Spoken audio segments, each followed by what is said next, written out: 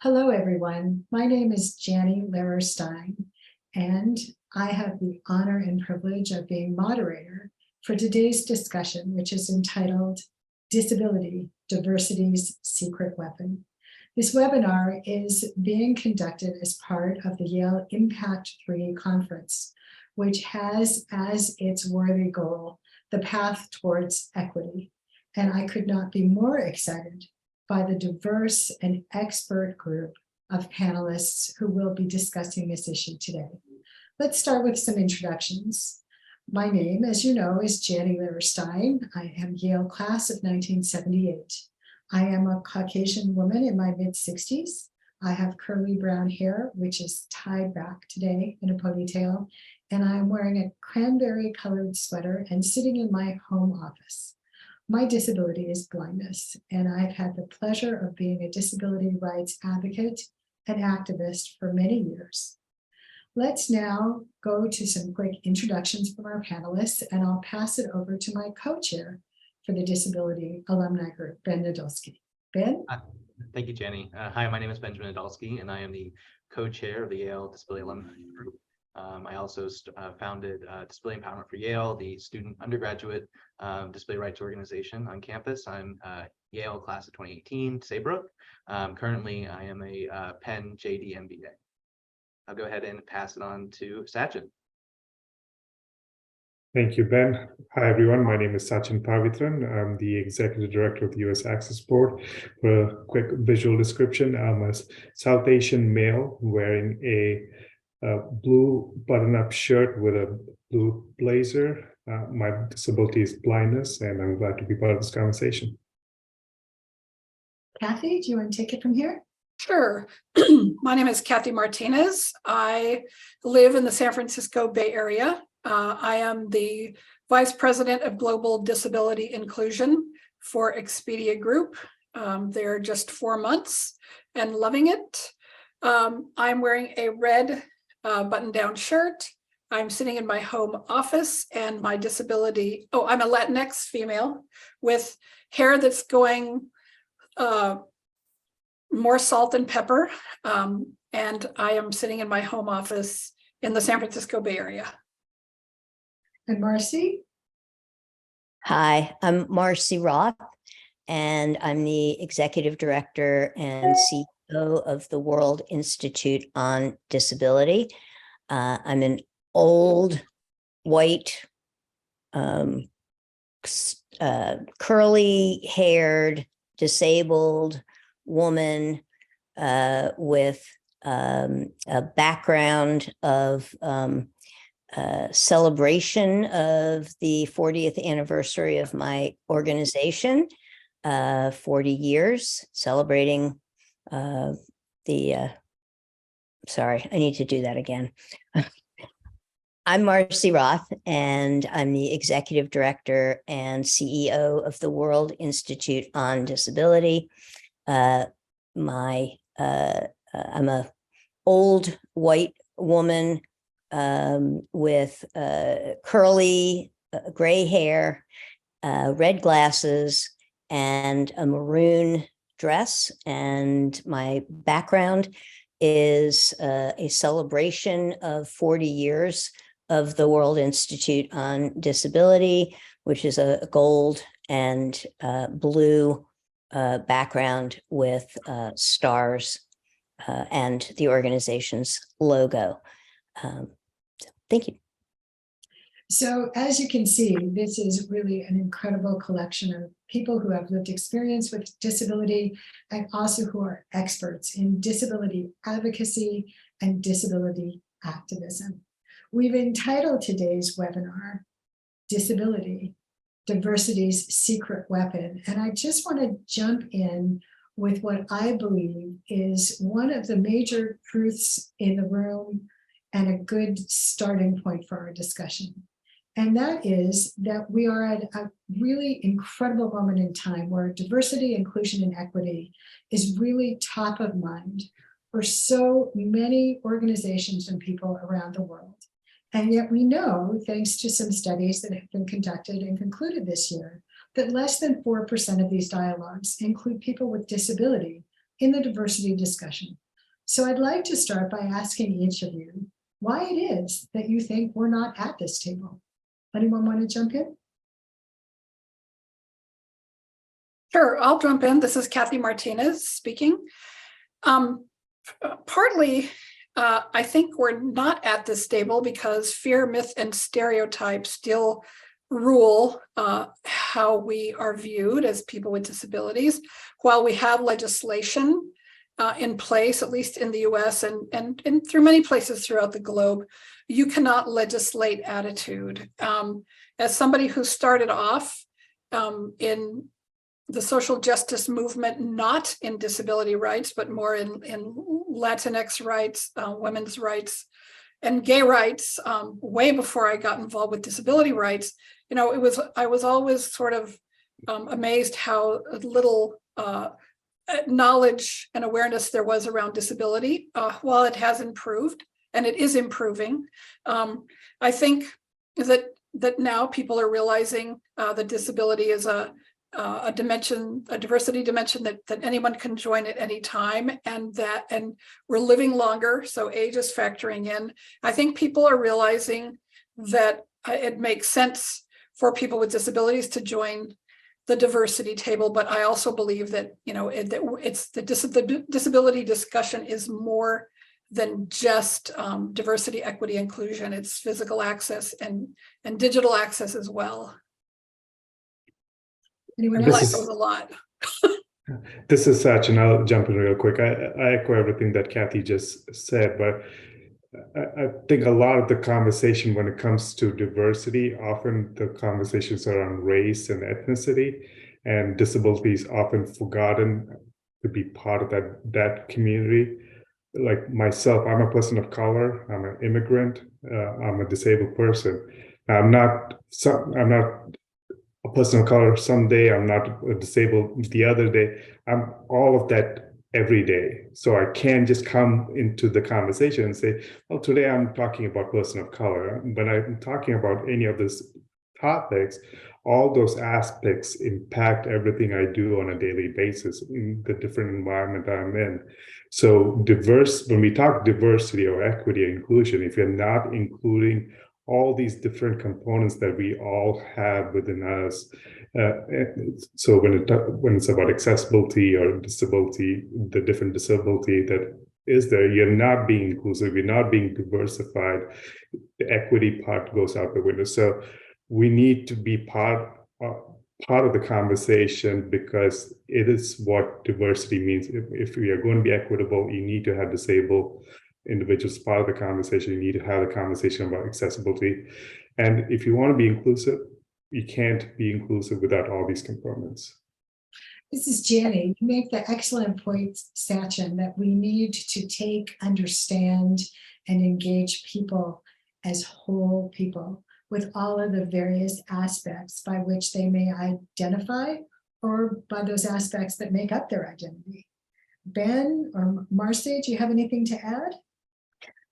This is Marcie, and I think while I want to be very excited about all of the focus on diversity, equity, and inclusion, it has actually, I think, for many people with disabilities, been yet another blow, because when you talk to most people about DEI, diversity, equity, and inclusion, and you ask, so where does accessibility fit into that? Where does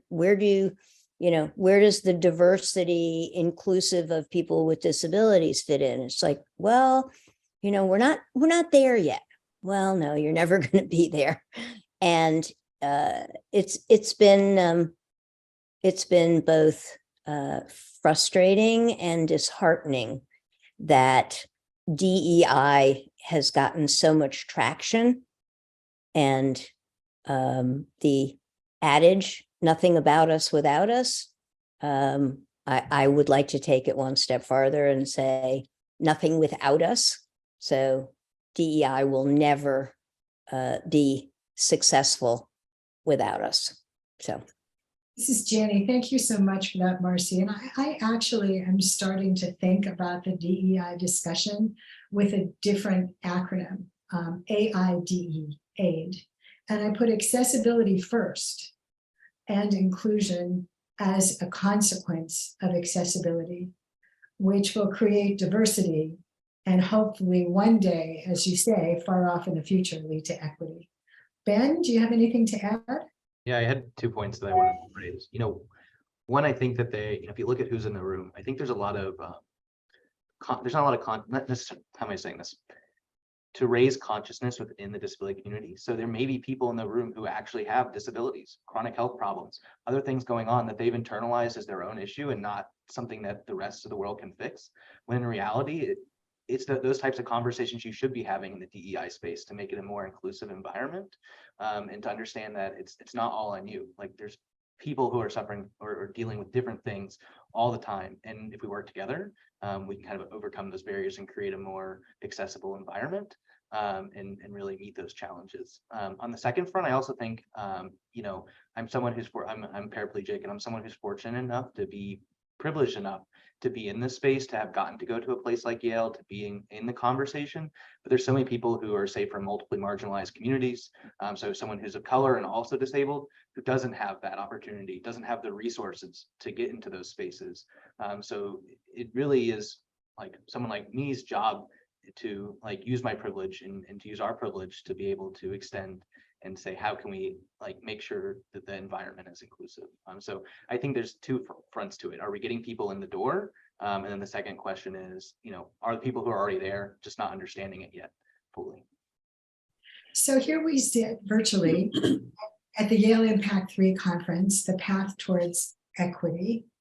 And it gives us perhaps an opportunity to look at what equity might mean, not only for us in terms of people within the disability community, but the advantages and or challenges or disadvantages to having people with disabilities as part of this dialogue. So what exactly is it you think we need to do in order to achieve that equity? And what's in it for the rest of the world if we do achieve the kind of inclusion we want in our search towards equity? Sachin, you want to start? Sure.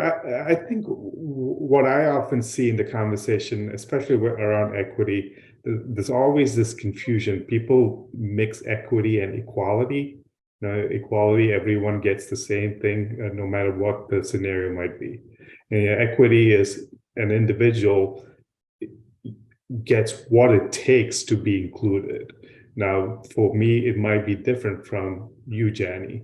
It might be different to Ben. So it's what's going to take to be equitable.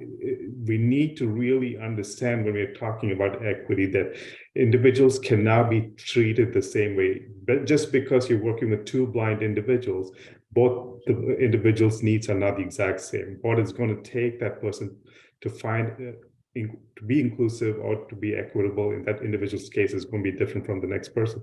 So when we have the conversation, if we want to truly be inclusive, truly be equitable, really got to understand what it takes in the foundation of the conversation, how we are really understanding the needs of all the individuals to be inclusive. Anyone else for this? This is Kathy. I think we have to, I can tell you about the workplace, and I think it kind of goes to other parts of our daily lives. But when we think about disability and equity, I think Sachin's right. So in my mind, equity is having the opportunity, and that includes designing accessibility in from the beginning. I think Marcie coined the phrase, bake it in, not bolt it on, or maybe I'm misrepresenting it, but you get the idea. The whole idea of the blueberry muffin that often comes up is that we have to bake accessibility in to whatever processes we're developing, so it's not an afterthought or an add-on. Yeah, this is Marcie, and Thank you, Kathy. Yes, we've said it many ways, bolt it on or layer it on, like, the fancy, the fancy topping after the cake has already been baked. So we want to be inside the cake. We want to be part of the cake right from the start. And I think one of the biggest opportunities in all of this is in order to reach an equitable state, we have to start by eliminating barriers, and even more so, committing to a barrier-free effort right from the start. If we have to fix it, if we have to retrofit it, if we have to do it over, if we have to add something to it, layer it on, bolt it on, we have completely missed the opportunity for everyone to have the use or the participation that makes it possible for everyone to be included. And, we spent, many of us, not all of us, but many of us have been at this for many, many, many, many years. And I think I assumed that fighting for our rights was the job, and that if we could just get our rights, that we would be included, we would be successful. Well, and it turns out that while it was important to fight for our rights, it was absolutely not enough. And the leaders who are advancing disability justice have really got it right. We are no longer, it's no longer okay for us to fight for what everybody else just already has.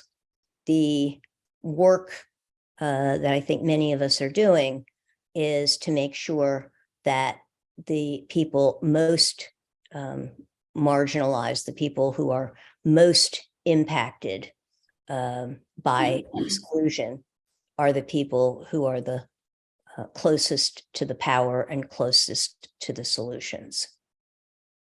Ben, as a Yale alumni, can you give us some perspective in terms of your view of equity for people with disabilities from being a past student? Sure. One of the things that we had done while I was at Yale was we had moved ASL from just a thing that's called directed studies, where you could go and Yale would hire someone to basically teach you ASL. We got that shifted to actually being a foreign language credit to enable students to go and take it. That is not, you have to take this. This is not a, off to the side where no one can find it. It's an option. And I think that's one of the things that's really important when you're thinking about access is, someone might say, oh, the party that we're having is accessible. Great. Now I get to choose whether or not I come. It isn't, it's accessible. You have to come. Be grateful for this. Is that this is our right to be there and to be a part of the equation. And at the end of the day, if I want to come or I don't want to come, I don't have to. And I think that's the beauty of equity, that's the beauty of access, is giving people freedom of choice and ability. And I think from the Yale alumni's perspective, that's what we try to do at Defy, and to create a more holistic environment where everyone could be included and feel like they have a community and a family. Can I just add something to that?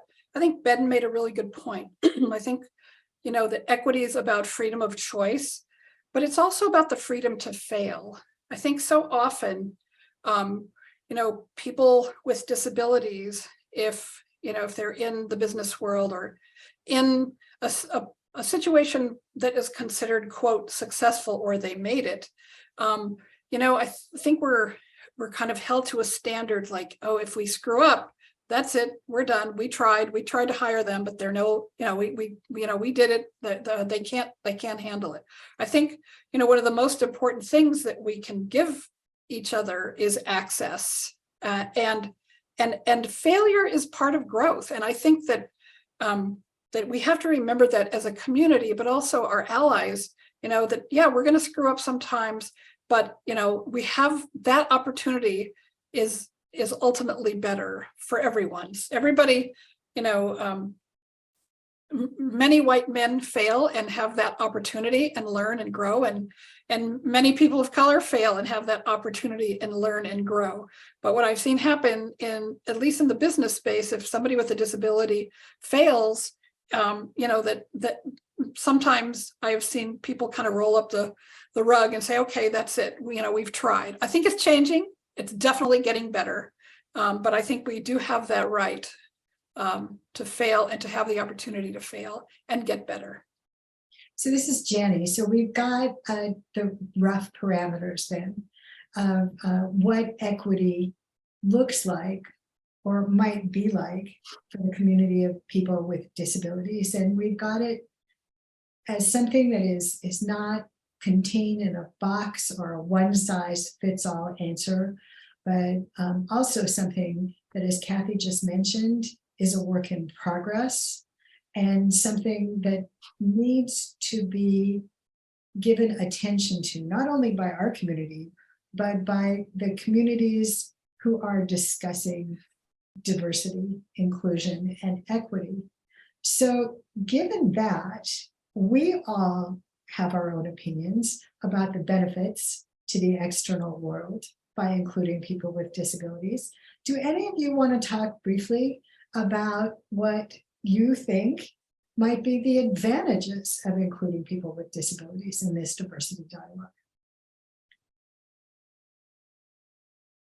I'm going to ask Marcie to start. Okay. So this is Marcie, and an area that I focus on pretty heavily is before, during, and after disasters. And we tend to think of people with disabilities as liabilities in disasters. We tend to plan for people with disabilities rather than with us.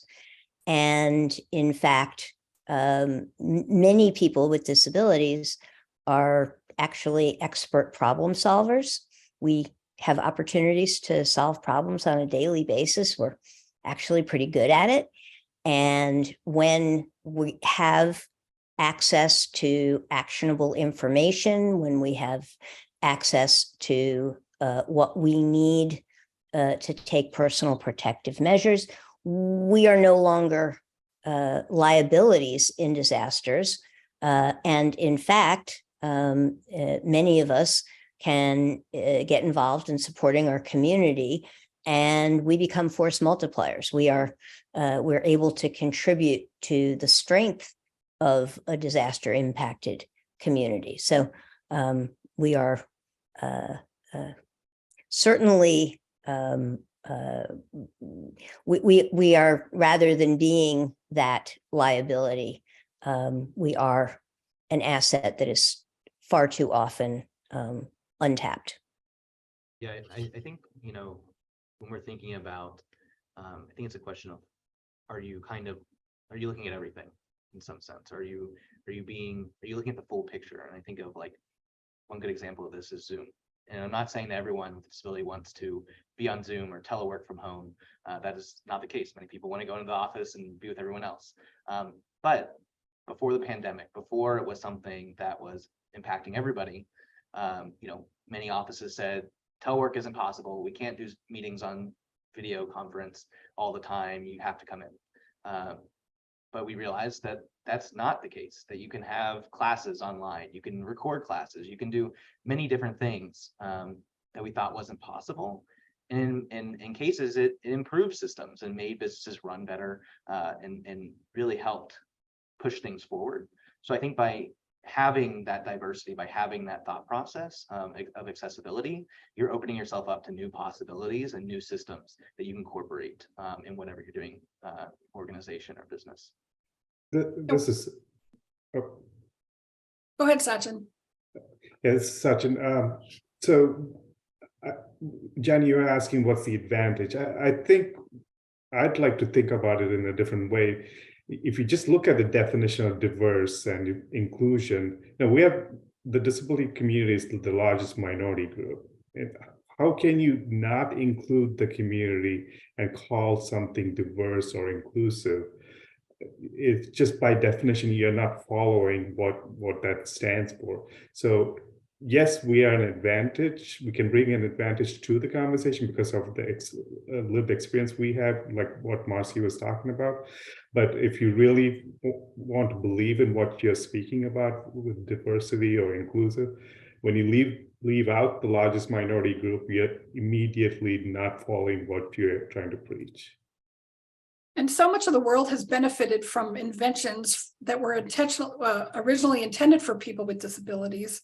And we know that heterogeneity of thought brings progress. I think there's ultimate advantages, and history has proven that including people with disabilities or inventing things for so-called for people with a variety of different disabilities has really benefited and impacted the society as a whole. This is Jenny. So we've got this really interesting twin perspective. Sachin's very valuable insight that there can be no diversity without inclusion and access for people with disabilities. And the many examples that have just been given of circumstances in which including people with disabilities in a meaningful and significant way actually improves life for everyone. So let's turn now to thinking about some ways in which we can give examples or make recommendations for our audience who are all interested in this concept of diversity leading to equity, for ways to really ensure that we bake in people with disabilities into these dialogues. I might ask Ben, from your perspective as a continuing student, to maybe start this discussion off and think maybe about your experiences as a student over these last 5-10 years. Yeah, one thing that I think is really important is looking at your own biases and questioning, am I not including somebody because of their disability? One thing that's happened to me is, as an example from Yale, suite mates or friends will be having a birthday party, but it will be in a suite that's not accessible. And instead of changing the location, they just don't mention anything to you in the first place. Now, that's not the right thing to do or the cool thing to do. And in many ways, it could have been handled much better. And I think that that's something we have to look at is, why is that person not being included? Is it because we don't want to deal with the problem at hand?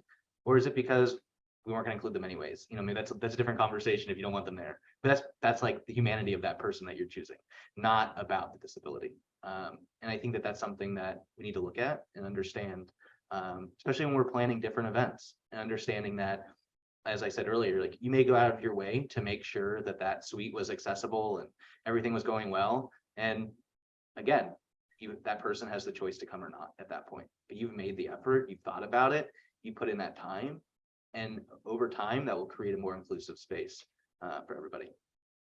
This is Jenny again. I just want to press that a little further with you, Ben. What do you think would be your top recommendations to these educational institutions to ensure diversity in both their student population and in the administration and faculty? I think, and it depends on the disability. As Sachin said, every disability is different. Every person has different needs. And so it really can be a diverse range of things to cover. But I think it starts with, how is the institution framing disability? Is it providing accessible spaces for students? Is it having those conversations? We have talks at Yale about DEI and everything else. Are we including disability in those conversations? If we're not, then we're missing out. The first year orientation, is anyone talking about disability? They may be, Defy may be doing something at this point, but by and large, I think that's where it starts, is we need to have those conversations to get people to think about it, because you can't recognize that you have a bias unless someone points it out to you. So Sachin, there's much going on in government, as we know, in terms of this diversity discussion. every level, both the local and the federal government. Can you talk to us a little bit about what is going on at the Access Board and what you view should be the priorities in terms of creating diversity that's inclusive of people with disabilities? Just like any organization, the federal government has taken this particular topic as a very serious conversation to have. But the nice thing, what has changed in the conversation, instead of just diversity, equity, and inclusion, the executive order under this administration that came out didn't just omit the disability piece. Instead of DEI, it's DEIA. So the accessibility is right in the forefront. So it's not forgotten or embedded somewhere as a bullet point that you have to dig really deep to find out. So it's right there, right part of the whole conversation. So if you're not having the conversation about accessibility, then you're not completing what was asked of you to do. So now, does the federal government have a long ways to go with that? Yeah, this is a conversation that's going to take time to change, but the important piece is that conversation is happening, and it's happening together with all the key components, diversity, equity, inclusion, accessibility. And so accessibility is part of every part of it. It's part of the diversity conversation, the equity conversation, inclusion conversation. Now, I don't think everyone understands what it means to be fully accessible. I think there's the confusion of, doing the bare minimum to make sure you don't get in trouble. That's a whole different topic, but the important thing, the first step's taken, even though it's going to take a little while. Accessibility was not buried deep somewhere so that someone has to point it out that we need to talk about it at some point. If I could, this is Marcie, if I could just jump in and say, I thoroughly agree, Sachin, and I'm hugely relieved that the A word is in there, accessibility. But I also have to express my extreme frustration that the executive order lists an unbelievably long list of descriptors of who might might need equitable consideration. And at the very, very bottom of a very long list comes disability. And it is gobsmacking, I will say, to find disability as, we're not an afterthought, we're in there, but we are way at the bottom. And, that speaks volumes to us, particularly since every other group listed has likely the same 26% of the population, people with disabilities in it. So we clearly, even just the list in the executive order speaks volumes about how far we have to go. So this is Jenny. So what's the solution there? What is one thing we can do to work around if we can't work through that issue? So this is Kathy. I guess speaking to a educational institution like Yale, I would say be the change you want to see. Didn't invent that one either, but I think, hiring people at all levels of the institution, hiring people with disabilities. There's plenty of qualified professors and administrators and workers out there that would love to work for an institution like Yale. And that would be my advice. People ask all the time, what's the best training for hiring people with disabilities? And my answer is hire somebody with a disability. We're out there and we're qualified. This is Jenny. To that point, I just want to recognize the fact that we learned earlier that our American Sign Language interpreter today is actually a graduate of Yale who gained that skill as part of the program that Ben mentioned earlier. So we have a concrete living example within the body of this woman, of someone who has taken advantage of her education and has continued to exercise her skill and has been retained by Yale University to use that skill. So I congratulate all of you on all of that level. But the fact remains that Marcie's point really is the basic foundational truth for so many Americans with disabilities. We know, for example, that twice as many people without disabilities are employed as people with disabilities. Kathy, you have a tremendous amount of experience, both at Expedia and in your prior positions, both in private corporations and at the Office of Disability Employment Policy, in terms of looking at the kinds of strategies and accommodations that might lead towards really significant inclusion for people with disabilities. Can you make some recommendations to people in our audience who might be employers as to how to really move the needle on this? Well, first of all, I think we have to understand that just the incidence of disability is actually higher in communities of color for a number of reasons. So when I'm talking to my brothers and sisters of color, no matter what color, I try to point out that our people are more impacted by disability than the Caucasian population for so many reasons. And so, so as a person of color, I have made it my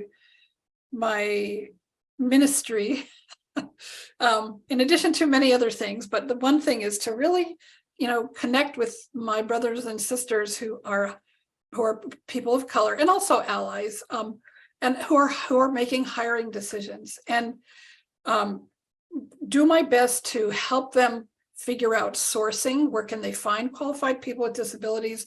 Understanding, different ways of being a welcoming company, whether you're a federal government or a nonprofit or a corporation. How do you write your job announcements?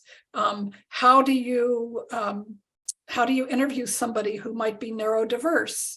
And then, the big question is, after the job offer, what does your onboarding look like?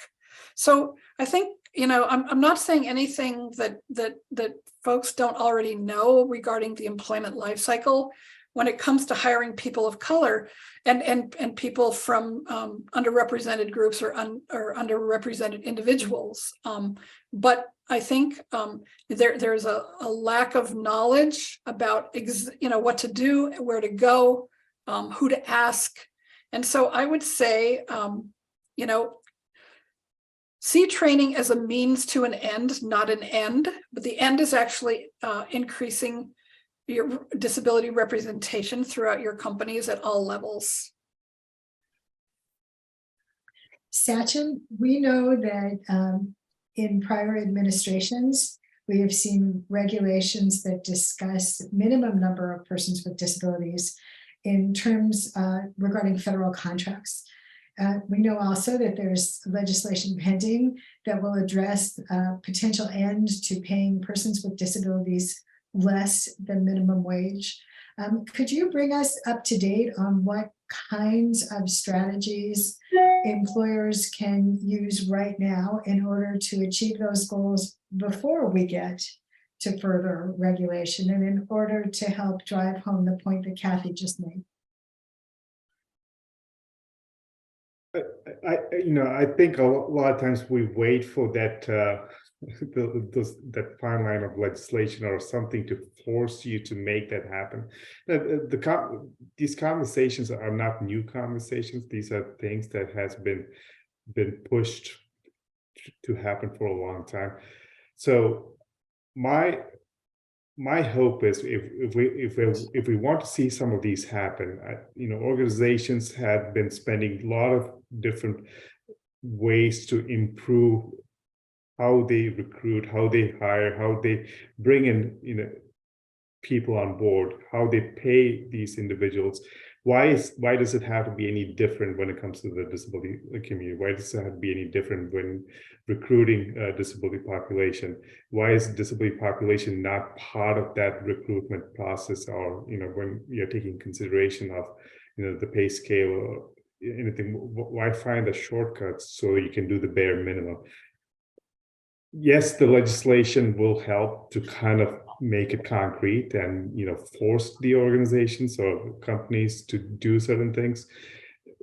I think we need to hold companies accountable, especially if we have the privilege and the influence that we have to have those conversations and ask them directly, why are they not doing it?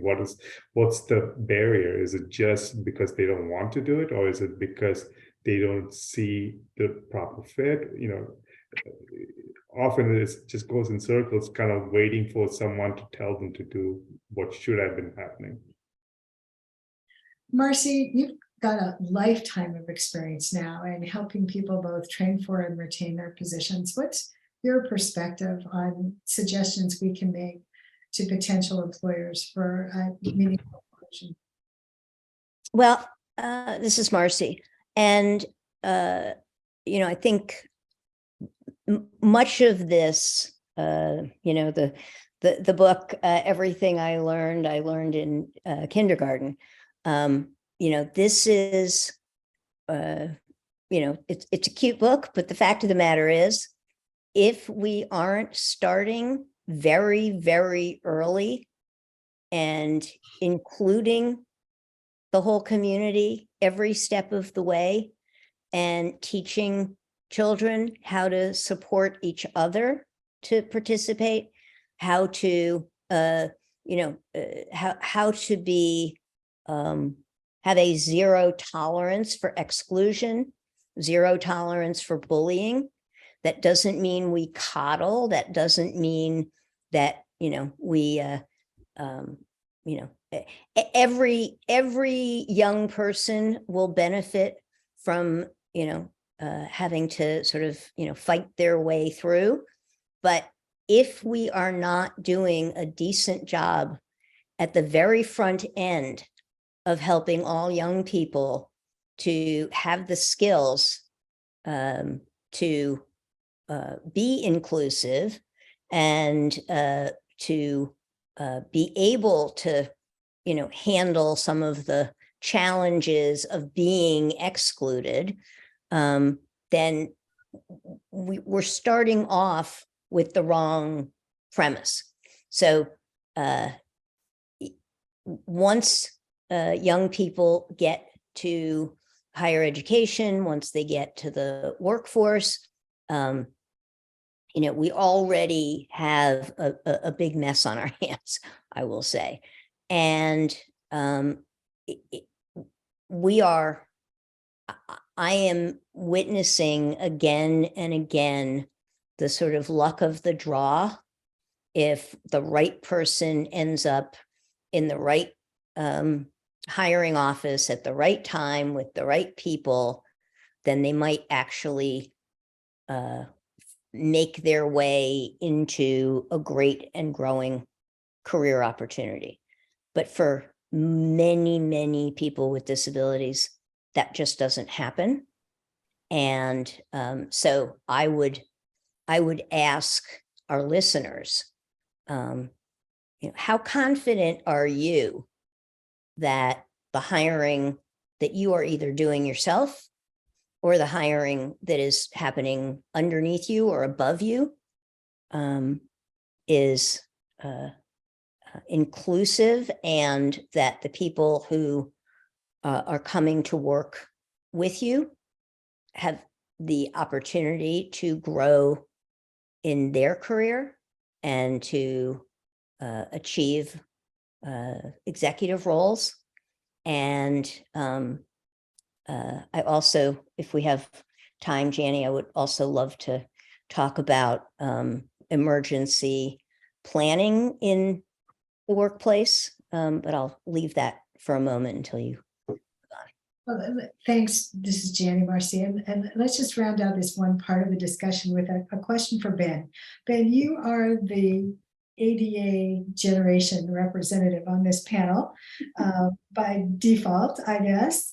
And so I just, in terms of this discussion about workforce initiatives and expectations, I'd like to hear from you about what your expectations are as you finish your education and seek to become employed in the workforce yourself. I think it's interesting. The ADA has provided so much, and yet has also raised many red flags in the sense of what we have left to do.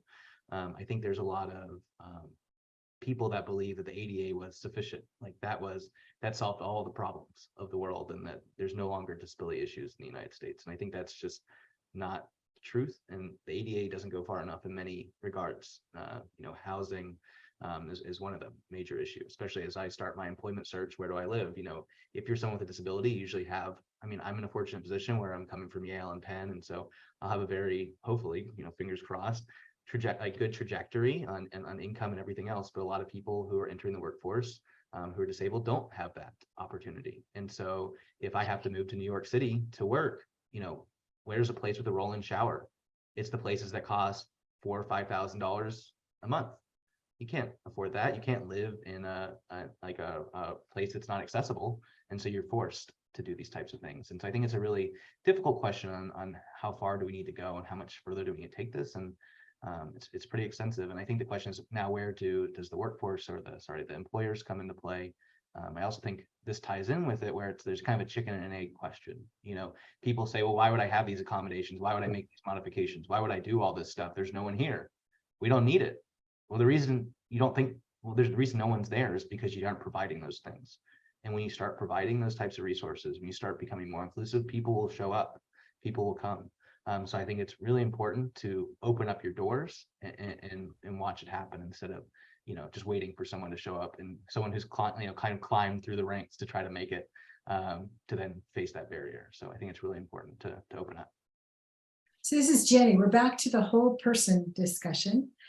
From the very early ages, as Marcie mentioned, through strategies that employers maybe need to recognize. And as Marcie and Sachin both pointed out, have the opportunity to really exercise in order to include people with disabilities in the diversity discussion. We're going to close with a round robin, but before we do that, and I'm going to give Marcie that opportunity to talk about the emergency services critical need. I want to just address a term that has come up a couple of times, and that is unconscious bias and the role that it plays in the diversity discussion for people with disabilities. Kathy, can you talk to us a little bit about that? Well, we all have unconscious bias. We were born with biases. We're not born with them. Sorry, let me back up. We all have them because that's how we survive as humans. So it doesn't matter who we are. We all have biases, and often we don't think about them. So that's what leads to hiring people that are very similar to us, or that talk like us or look like us, or the bias of hiring thinking the most recent person you talked to, or the first person you talked to was great. We call that recency bias.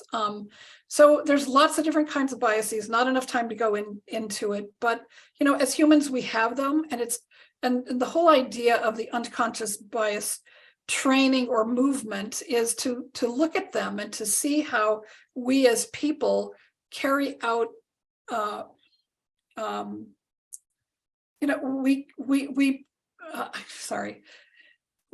we kind of we hire people like us, or we carry out ideas and concepts and actions that may not be the best for us or our society or our workplace.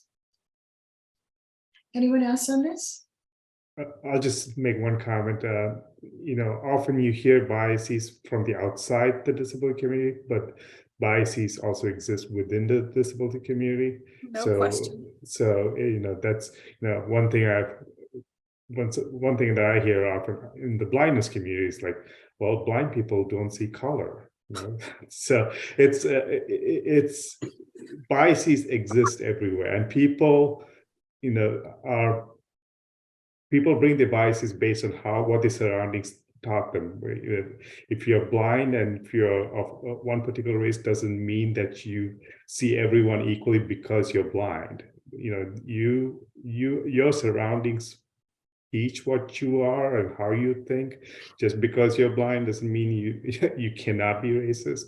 So so just because you're including someone in the disability community, don't assume that biases don't come along with that population also.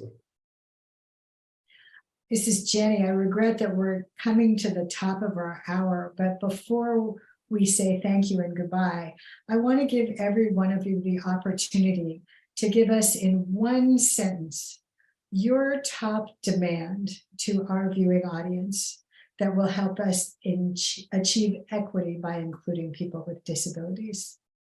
Ben, let's start with you. Great. I would say, just think about it. Think about the people around you, your community, who you know. Understand yourself.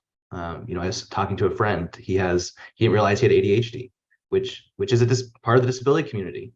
And he got diagnosed in his late 20s, and he realized that he was a part of something larger than he thought he was.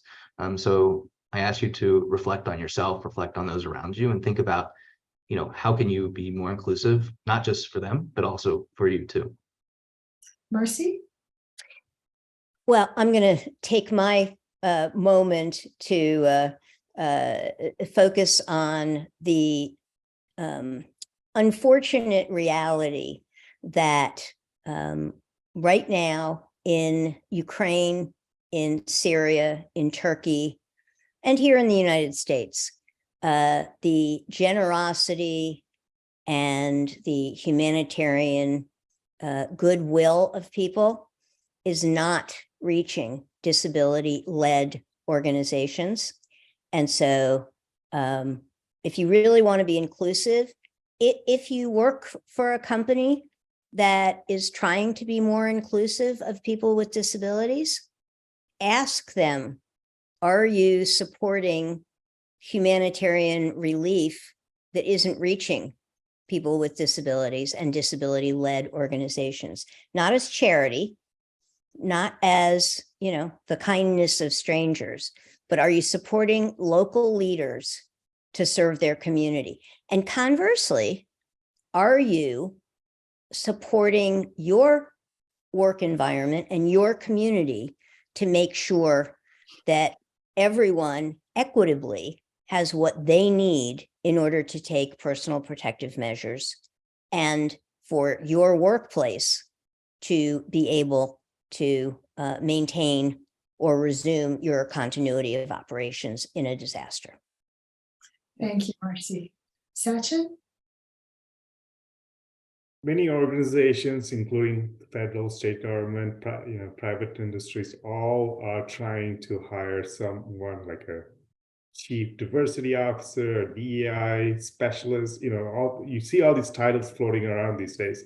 But it's very rare you see some of the disability holding that title. So I would challenge those organizations to hire someone with a disability in that position if you want to really capture the whole breadth of diversity. Thank you, Sachin. Kathy? I would say continue to take disability off the special shelf, weave it into your development and design of products, your physical access, digital access, your culture, and hold yourselves accountable. Thank you, Kathy and everyone. And I'd like to add a final word on that, and that is to ask everyone who's listening to think about embedding people with disabilities at every level, in every organization, and at every opportunity.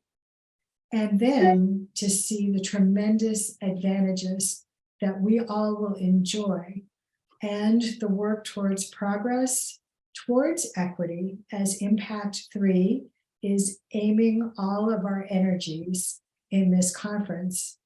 And I want to thank all 4 of you, tremendous disability activists, advocates, people with lived experiences, for sharing your perspectives and your insights, And I wish you all a good afternoon.